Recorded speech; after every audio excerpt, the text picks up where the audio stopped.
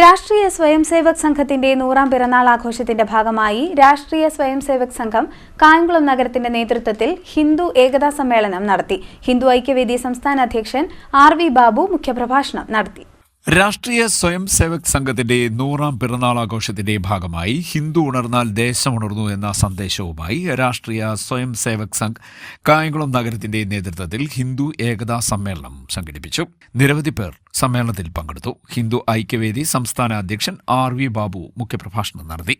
രാജ്യം എല്ലാ തരത്തിലും പരിവർത്തനത്തിന്റെ പാതയിലാണെന്നും സനാതന ധർമ്മത്തിന്റെ ഈറ്റില്ലമാണ് ഭാരതമെന്നും ആർ.വി. ബാബു പറഞ്ഞു. സംഘത്തിന്റെ ശതാബ്ദി ആഘോഷം മാത്രമല്ല, നമ്മുടെ ഭാരതത്തിന്റെ സ്വാതന്ത്ര്യ സമരത്തെ പ്രോജ്വലിപ്പിച്ച,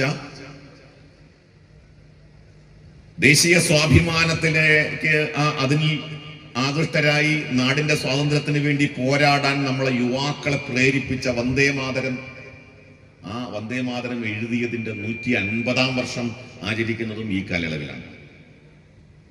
അപ്പൊ എന്തുകൊണ്ടും വളരെ പ്രധാനപ്പെട്ടതാണ് ഈ ഒരു സമയം. നമ്മുടെ നാട് ഒരു വലിയ പരിവർത്തനത്തിന്റെ ദശയിലാണ്.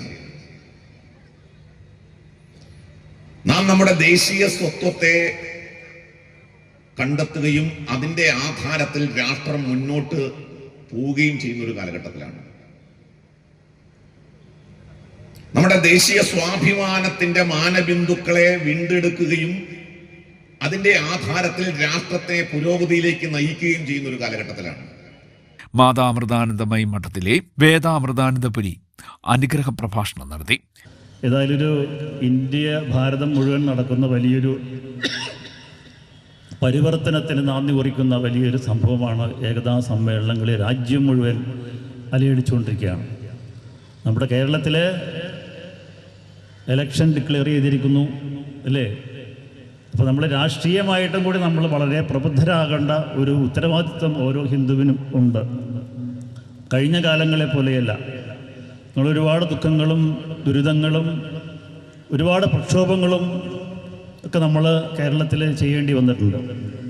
കാരണം ഹിന്ദുവിന് വേണ്ടി അവകാശങ്ങൾക്ക് നേരെ ഭരണകൂടത്തിൻ്റെ പല പ്രതിഷേധത്തിന് കാരണമാകുന്ന ശബരിമല അടക്കമുള്ള പ്രക്ഷോഭങ്ങളുണ്ടായി. നമ്മൾ ഒരുപാട് സ്വയം സേവകരും പ്രവർത്തകരും കള്ളക്കേസിൽ കുടുങ്ങി ലക്ഷക്കണക്കിന് രൂപ, കോടികൾ തന്നെ നമുക്ക് കോടതിയിൽ കെട്ടിവെക്കേണ്ടി വന്നു. ഇന്നും ആ കേസ് നിലനിൽക്കുകയാണ്. Professor R. സുനിൽകുമാർ അധ്യക്ഷനായി. വി. രഘുനാഥ് സ്വാഗതം പറഞ്ഞു. വിവിധ ഹൈന്ദവ സാംസ്കാരിക സംഘടനാ പ്രവർത്തകരായ സിസ്റ്റർ ജയശ്രീ, സ്വാമി സുനിൽ സിത്താർ, ഖണ്ഡ് സഹ സംഘചാലക് ആർ. ഗോപാലൻ, ഖണ്ഡ് സംഘചാലക് Radhakrishnan, advocate Raveendran, Mohanan Thattanappally, MP Ramesh Kumar, N. Biju, Haridas തുടങ്ങിയവർ സംസാരിച്ചു. CDNet news, Kayamkulam.